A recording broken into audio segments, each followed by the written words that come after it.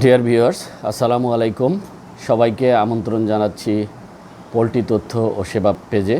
সাথে আছি আমি ভেটেরিনারিয়ান ডাক্তার শাহিন আহমেদ মণ্ডল। আজকে যে বিষয়টি নিয়ে আপনাদের সাথে কথা বলতে চাচ্ছি সেটি হচ্ছে যে ব্রয়লার মুরগি পালন এখন শুধু তার বাহ্যিক যত্নের বিষয় না, বরং এটি তার খাদ্যনালীতে থাকা উপকারী অণুজীবেরও যত্নের বিষয়। তো চলুন আমরা আজকের আলোচনা শুরু করি। আসলে বর্তমানে আমরা ব্রয়লার পালন বলতে তার শুধু বাহ্যিক ব্যবস্থাপনাগুলোই বুঝি, যেমন brooding management, feeder management, water management, ventilation, vaccination বা লিটার ম্যানেজমেন্ট, এই বিষয়গুলো। কিন্তু এই বিষয়গুলোর পাশাপাশিও আধুনিক ব্রয়লার পালনের ক্ষেত্রে এখন যে বিষয়টি সবচেয়ে গুরুত্বপূর্ণ সেটি হচ্ছে তার খাদ্যনালীতে থাকা যে অণুজীব, উপকারী যে অণুজীবগুলো আছে, এটার প্রতি আমাদেরকে যত্নবান হতে হবে। আমাদেরকে একটা জিনিস মনে রাখতে হবে যে মুরগির পারফরমেন্স শুরুই হয় তার খাদ্যনালীর এই অণুজীবগুলোর ভারসাম্যের উপর ভিত্তি করে। এবার আসুন জেনে নেই যে আসলে এই যে খাদ্যনালীতে থাকা এই অণুজীবগুলো কেন এত গুরুত্বপূর্ণ। আসলে মুরগির খাদ্যনালীতে কোটি কোটি এরকম উপকারী অণুজীব আছে যেগুলো প্রতিনিয়তই আমাদের মুরগির যে খাবার মুরগি খায় এই খাবারের ডাইজেশন অর্থাৎ হজম, শোষণ এবং এই বিভিন্ন রকম প্যাথোজেন, মাইক্রোটক্সিন এগুলোর সঙ্গে সবসময় ইন্টারাকশন হচ্ছে। কাজেই যে সমস্ত বার্ডের এই খাদ্যনালীতে এই সমস্ত অণুজীব ব্যালেন্সড অবস্থায় থাকবে তাদের কিন্তু ডাইজেশন ভালো হবে, প্যাথোজেন প্রেশার কমবে এবং খাদ্যনালীর যে প্রদাহ বা ইনফ্লামেশন এটাও কিন্তু কমে যাবে। আর যে সমস্ত মুরগির খাদ্যনালীতে এই অণুজীব ব্যালেন্সড অবস্থায় থাকবে না তাদের কিন্তু বাহ্যিক দিক থেকে সুস্থ মনে হলেও তাদের নিউট্রিশন কিন্তু আসলে গ্রোথের কাজে বা বৃদ্ধির কাজে ব্যবহার না হয়ে এটি কিন্তু ইমিউন রেসপন্স বা রোগ প্রতিরোধের কাজে ব্যয় হয়ে যাবে। কাজেই আমরা লক্ষ্য করি যে একই বয়সের মুরগি, একই জাতের, একই ধরনের ভ্যাকসিনেশন শিডিউল, একই ধরনের খাবার খেয়ে দুটো ফার্মে দুই রকম রেজাল্ট আমরা লক্ষ্য করি। এর মেইন কারণ হচ্ছে যে কে কতটা সুন্দরভাবে মুরগির যে মুরগির যে অন্ত্রের যে অণুজীব এটাকে কে কতটা সুন্দরভাবে ম্যানেজ করেছে এটার উপর নির্ভর করে তার রেজাল্ট। কাজেই আমাদেরকে খেয়াল রাখতে হবে যে মুরগির রেজাল্ট নির্ভর করছে তার খাদ্যনালীর অণুজীবের যত্নের উপর। এবার আসুন আরেকটি বিষয় নিয়ে কথা বলি। সেটি হচ্ছে যে মুরগির এই খাদ্যনালীতে থাকা অণুজীবগুলোর অনেক গুরুত্বপূর্ণ কাজের মধ্যে একটি গুরুত্বপূর্ণ কাজ হলো যে শর্ট চেইন ফ্যাটি অ্যাসিড তৈরি করা। এই শর্ট চেইন ফ্যাটি অ্যাসিডগুলো ইন্টেস্টাইনাল এনভায়রনমেন্ট অর্থাৎ অন্ত্রের পরিবেশ ঠিক রাখে, গাট ডেভেলপমেন্ট, অন্ত্রের গঠন, এছাড়া মাইক্রোবিয়াল ব্যালেন্স এবং তাদের যে অণুজীবগুলো যে অন্ত্রে আছে তাদের পরিবেশটা ভালো রাখে এবং খাদ্যনালীর যে অপ্রয়োজনীয় প্রদাহ এটাকে কমাতে সহযোগিতা করে। এবং এই শর্ট চেইন ফ্যাটি অ্যাসিডগুলোর মধ্যে একটি গুরুত্বপূর্ণ হচ্ছে যে বিউটারেট। এই বিউটারেট ইন্টেস্টাইনের যে ইপিথেলিয়াল লেয়ার এটিকে সাপোর্ট করে, এরপরে গাট ডেভেলপমেন্ট, অন্ত্রের গঠনে সহযোগিতা করে এবং গাট ব্যারিয়ার যে আছে অর্থাৎ যে লেয়ার আছে এটাকে শক্তিশালী করে এবং ভিলাস ডেভেলপমেন্ট অর্থাৎ আমরা যে খাবার খাই এটা হজম হয়ে যে যার মাধ্যমে শোষণ হয় সেটিকে মেনটেন করতে সহযোগিতা করে এবং অপ্রয়োজনীয় ইন্টেস্টাইনের বা খাদ্যনালীর অপ্রয়োজনীয় যে প্রদাহ এটিও কিন্তু কমাতে সহযোগিতা করে। কাজেই যে বার্ডের গাট ইন্টিগ্রিটি যত ভালো অর্থাৎ তার গাটের অণুজীবের ভারসাম্য যত ভালো সেই বার্ড কিন্তু তত খাদ্য সহজে হজম করতে পারে এবং তার শোষণটা ভালো হয় এবং এটি খাদ্যনালীর যে বিভিন্ন ধরনের প্যাথোজেনিক চ্যালেঞ্জ এই চ্যালেঞ্জের প্রতি কিন্তু সে সক্ষমতা রাখে। এরপর আসুন শর্ট চেইন ফ্যাটি অ্যাসিডের মধ্যে আরেকটি আছে সেটি হচ্ছে প্রোপিওনেট। এই প্রোপিওনেটের ভূমিকাও অত্যন্ত গুরুত্বপূর্ণ। এটি এনভায়রনমেন্টের মাইক্রোবিয়াল ব্যালেন্স ঠিক রাখে এবং এটি মেটাবলিক সিগন্যালের সঙ্গে সরাসরি সম্পর্কিত এবং এই প্রোপিওনেট খাদ্যনালীর এনভায়রনমেন্টটা এমনভাবে তৈরি করে রাখে যেখানে প্যাথোজেনিক বা ক্ষতিকর ব্যাকটেরিয়া তারা জন্মগ্রহণ করতে পারে না বা তারা এখানে থাকতে পারে না এবং এটি নিউট্রিশন বা পুষ্টি শোষণে সহযোগিতা করে। কারণ আমরা জানি যে প্রোপিওনেট গ্লুকোজ ইউটিলাইজেশনে সহযোগিতা করে এবং এটি মুরগির যে ফিড ইনটেক এটাকে রেগুলেট করে এবং এই গ্লুকোজ ইউটিলাইজেশন করে সেটা হচ্ছে যে ইনসুলিন ইন্টেন্সিটি বাড়ানোর মাধ্যমে এটি গ্লুকোজ ইউটিলাইজেশনে সহযোগিতা করে এবং এনার্জি রেগুলেশন করে। কাজেই এই শর্ট চেইন ফ্যাটি অ্যাসিড শুধু কোনো বাই প্রোডাক্ট না, এটি হচ্ছে একটি বায়োলজিক্যাল সিগন্যাল এবং এটির উপস্থিতি আমাদেরকে বলে দেয় যে মুরগির খাদ্যনালীতে যে অণুজীবগুলো আছে এটি মুরগির পক্ষে কাজ করছে নাকি মুরগির বিপক্ষে কাজ করছে। এবার যে বিষয়টি নিয়ে কথা বলতে চাচ্ছি সেটা হচ্ছে যে gut brain axis in broiler stage, অর্থাৎ মুরগির ধকলের ক্ষেত্রে এই ব্রেনের সাথে গার্ডের যে একটা কানেকশন আছে এটার ভূমিকা।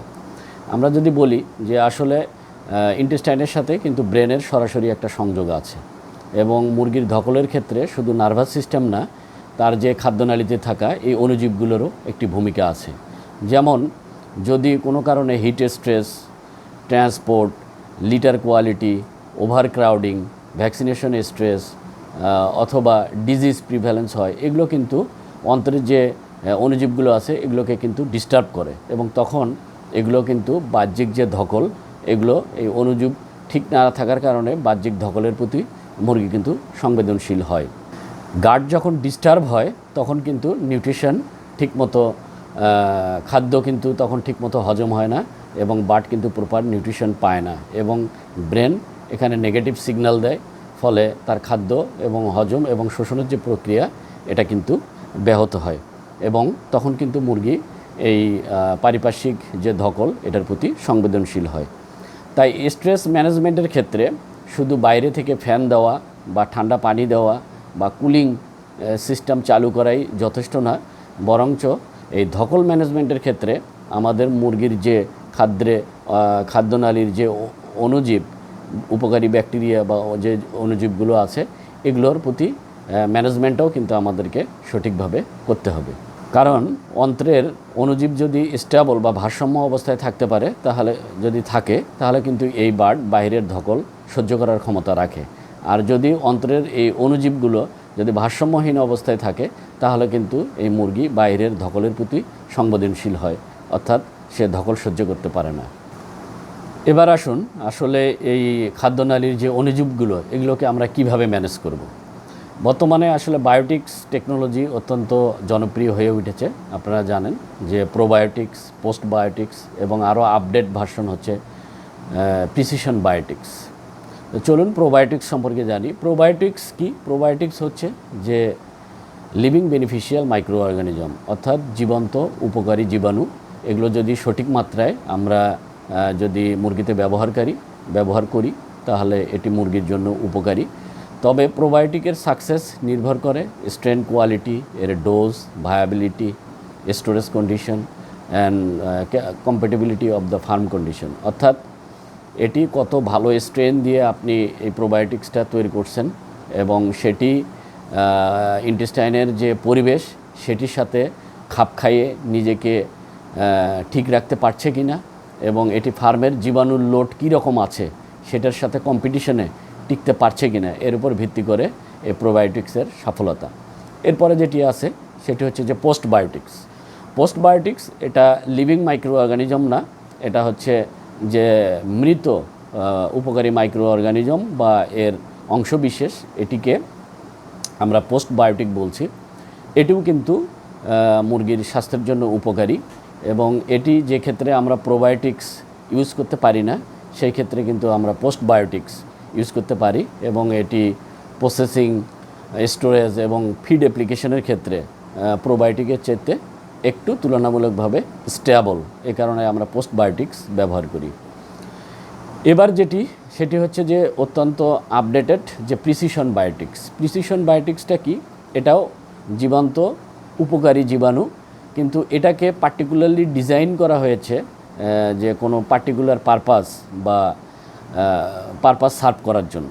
যেমন হতে পারে যে এটি ইমিউনিটি বাড়ানোর জন্য ইউজ করা হচ্ছে, আবার কিছু কিছু ক্ষেত্রে এটি নিউট্রিশন যাতে ডাইজেশনে অ্যাবজর্পশন হয় এবং ইউটিলাইজেশন ভালো হয় এই ধরনের ক্ষেত্রে ডিজাইন করে তৈরি করা হয়েছে। আবার এটি হইতে পারে যে প্রোটিন ডাইজেশন যাতে ভালো হয় এবং অ্যামোনিয়া যাতে রিটেনশন হয়, লিটার কোয়ালিটি ভালো থাকে, এই ধরনের কাজগুলোকে মাথায় রেখে যে জীবাণুগুলোকে ডিজাইন করা হয়েছে পার্টিকুলার পারপাস সার্ভ করার জন্য, তাকেই আমরা বলছি প্রিসিশন বায়োটিক্স। সুতরাং এই ধরনের প্রিবায়োটিক, প্রোবায়োটিক্স, পোস্টবায়োটিক্স এবং প্রিসিশন বায়োটিক্স ইউজ করার মাধ্যমে আমরা কিন্তু এই অণুজীবগুলোকে, অন্তরের যে অণুজীব আছে এগুলোকে কিন্তু আমরা সঠিকভাবে ম্যানেজ করতে পারি। এরপরে আসুন যেভাবে আমরা এই খাদ্যনালীর অণুজীবগুলোকে মেনটেন করতে পারি সেটা হচ্ছে যে মাইক্রোবায়োম টার্গেটেড ফিডিং। অর্থাৎ আমরা ফিড বলতে শুধু বুঝি যে এনার্জি লেভেল, প্রোটিন বা অ্যামাইনো অ্যাসিড এগুলোকে চিন্তা করি, কিন্তু আমরা যখন ফিড ফর্মুলেশন করব বা ফিডিংয়ের চিন্তা করব তখন আমাদেরকে কিন্তু এই খাদ্যনালীর যে অণুজীবগুলো এগুলোর কথা মাথায় রেখে আমাদেরকে ফিডিং করাইতে হবে। অর্থাৎ এই ফিডগুলোর এই অন্তরের যে অণুজীব আছে এগুলোর উপর কি প্রভাব আছে এবং এটি যে অন্ত্রের উপকারী অণুজীবগুলো এই খাবারটাকে ফার্মেন্টেশন করতে পারছে কিনা এবং তারা শর্ট চেন ফ্যাটি অ্যাসিড তৈরি করতে পারছে কিনা এবং এটা গার্ড হেলথে কোনো ইফেক্ট করছে কিনা এবং এই ফিডগুলো আনডাইজেস্টেড প্রোটিনকে বাড়িয়ে দিচ্ছে নাকি কমিয়ে দিচ্ছে এবং এটি ওয়েট লিটার বা অ্যামোনিয়া কন্ট্রোল করছে কিনা, এই যে টোটাল বিষয়গুলো মাথায় রেখে আমাদেরকে কিন্তু ফিডিং করাইতে হবে। আমরা শুধু যে মুরগিকে ফিডিং করাইলাম এই চিন্তা না করে আমরা তার অন্ত্রের যে অণুজীব আছে এগুলোকেও ফিডিং করানোর কথা চিন্তা করে কিন্তু আমাদের ফিড ফর্মুলেশন করা উচিত। এবং স্মার্ট ফিডিং স্ট্র্যাটেজিতে যেটা থাকা উচিত সেটা হচ্ছে যে digestible protein, balanced amino acid, functional fibre, enzyme, organic acid, phytobiotics, এরপরে হচ্ছে প্রোবায়োটিক্স, পোস্টবায়োটিক্স, প্রিসিশন বায়োটিক্স এবং মাইক্রোটক্সিন কন্ট্রোল। আর এগুলো আসলে র্যান্ডমলি একই ফিডে সব ব্যবহার করার প্রয়োজন নেই। এটি আসলে আবহাওয়া, পারিপার্শ্বিক আবহাওয়ার উপর ভিত্তি করে এবং বার্ডের স্বাস্থ্যের কন্ডিশনের উপর ভিত্তি করে কিন্তু আমরা এই জিনিসগুলো ফিডে ইউজ করতে পারি। এবার যে বিষয়টি নিয়ে কথা বলতে চাচ্ছি সেটা হচ্ছে যে মাইক্রোবায়োম এবং মাইক্রোটক্সিন ইন্টারাকশন, অর্থাৎ অন্ত্রে থাকা অণুজীবগুলোর সাথে যে মাইক্রোটক্সিনের যে ইন্টারাকশন হয় এই বিষয়টা। আসলে আমাদের খাদ্যনালীতে যে অণুজীবগুলো আছে এগুলো কিন্তু মাইক্রোটক্সিনের ট্রান্সফরমেশনে, এদের অ্যাবজর্পশনে এবং ডিটক্সিফিকেশনেও কিন্তু এদের একটা বড় ভূমিকা আছে। কাজেই মাইক্রোটক্সিন কন্ট্রোলের ক্ষেত্রে শুধু আমরা টক্সিন বাইন্ডার ইউজের কথাই চিন্তা করব না, বরঞ্চ আমরা মুরগির খাদ্যনালীতে থাকা যে অণুজীবগুলো আছে এটাকে যদি আমরা ঠিক রাখতে পারি বা স্টেবল রাখতে পারি তাহলে কিন্তু আমরা খাদ্যের মাইক্রোটক্সিনও কন্ট্রোল করতে পারবো। আর যদি আগে থেকেই অন্ত্রের খাদ্যনালীর অণুজীবগুলো যদি দুর্বল থাকে সেক্ষেত্রে কিন্তু মাইক্রোটক্সিন বার্ডের অনেক ক্ষতি করতে পারে। আর যদি যদি মুরগির অন্ত্রের অণুজীবগুলো যদি আগে থেকেই ভারসাম্য অবস্থায় থাকে, স্টেবল অবস্থায় থাকে, তাহলে কিন্তু মাইক্রোটক্সিন খুব বেশি ক্ষতি করতে পারে না।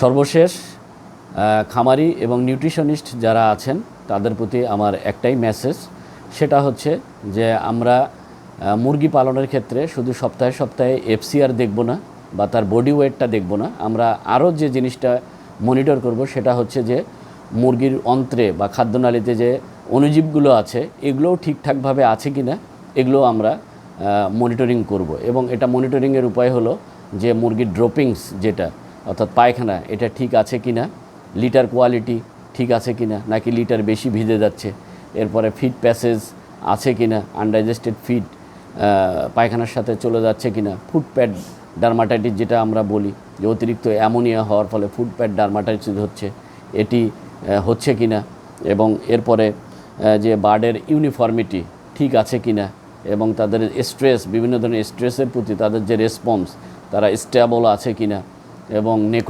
নেক্রোটিক এন্টারাইটিসের কোনো প্রভাব আছে কি না এবং মাইক্রোটক্সিনের কোনো প্রভাব আছে কি না, এই জিনিসগুলো কিন্তু আমরা খেয়াল করার মাধ্যমে বা মনিটরিংয়ের মাধ্যমে বুঝতে পারবো যে মুরগির খাদ্যনালীতে যে অণুজীবগুলো আছে এগুলো আসলে ঠিকঠাকভাবে কাজ করছে। এই যে বিষয়গুলো আমি বললাম এগুলো কিন্তু আসলে ভিন্ন ভিন্ন কোনো বিষয় না, এগুলো কিন্তু প্রত্যেকটি গার্ডের বা এই ইন্টেস্টাইনের অণুজীবের সাথে কানেক্টেড এবং ইন্টেস্টাইনের বা খাদ্যনালীর যে অণুজীব এগুলো যদি ভালো থাকে তাহলে কিন্তু এই কন্ডিশনগুলো ভালো থাকবে। একটা জিনিস আপনারা মাথায় রাখবেন যে মুরগির খাদ্যনালীর অণুজীব যদি ভালো থাকে এটি ফিডকে মাংসে রূপান্তরিত করে, আর যদি এটি ভারসাম্যহীন অবস্থায় থাকে তাহলে এটি ফিডকে ইনফ্লামেশন বা খাদ্যনালীর প্রদাহে রূপান্তর করে। তো আজকে এ পর্যন্তই আলোচনার বিষয় ছিল। সবাইকে ধন্যবাদ। আগামীতে আবারও নতুন ভিডিওতে নতুন কোনো টপিকস নিয়ে আপনাদের সাথে কথা হবে। সে পর্যন্ত ভালো থাকবেন। আল্লাহ হাফেজ। আসসালামু আলাইকুম ওয়া রাহমাতুল্লাহ।